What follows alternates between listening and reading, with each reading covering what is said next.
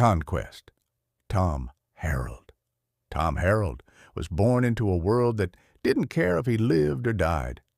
He came screaming into the dirt of a Kansas tent town in 1873, the son of a brothel maid and a gambler who vanished before his name was inked on any ledger. He grew up with dust in his lungs and hunger in his gut, raised by saloon barkeeps and card cheats. But even as a child, Tom's eyes weren't wild. They were sharp, always watching, calculating. By the age of 10, he could shuffle 3 decks blindfolded and spot a bluff from across a room. By 12, he was picking pockets and betting on horse fights he'd rigged himself. He was clever, quick, and quiet, and the men around him took notice.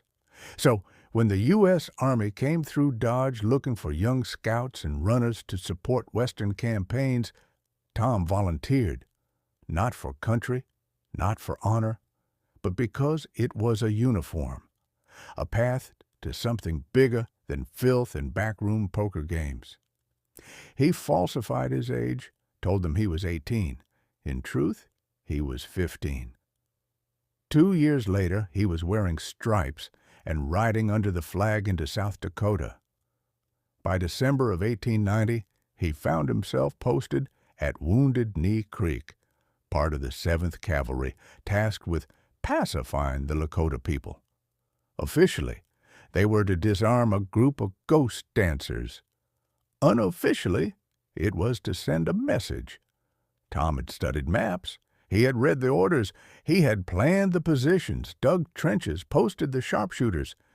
He was a lieutenant in name and deed. But what he hadn't planned for was the massacre that followed. When the first shot rang out, it was chaos. The soldiers fired blindly into the crowd. Screams, smoke. Children fell beside their mothers. Old men ran and were gunned down. And Tom stood in the snow, watching what he'd helped orchestrate unfold with blood-soaked clarity. The boy who had craved order saw the cost of conquest, and standing across the field amid the slaughter, he spotted a man unlike the others, a rugged, scarred figure who moved through the violence like he belonged to it. Lance Howick. The man didn't speak. He didn't flinch. He just stood there, grim as winter. After the massacre, Tom tried to drown the guilt with bourbon and silence. But silence has a way of speaking back when you've seen too much. He deserted his post days later, disappearing into the same wild lands that had taught him death moves faster than justice.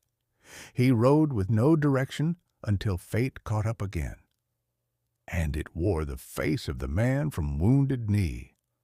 Howick didn't ask questions, didn't care about medals or regrets. He simply asked, "You done serving the people who butchered kids?" Tom nodded.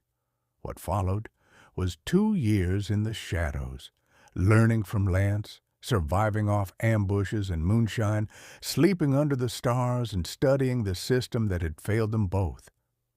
But Tom didn't just want revenge. He wanted a new order, a system of his own design, one ruled by the blade, not the ballot. In time, 2 others would join them, and together the 4 of them would ignite a fire that no badge or railroad could put out. They called him Conquest, not because he was the strongest or the deadliest, but because he was the mind behind the bloodshed. He struck first, always. He planned, plotted, predicted.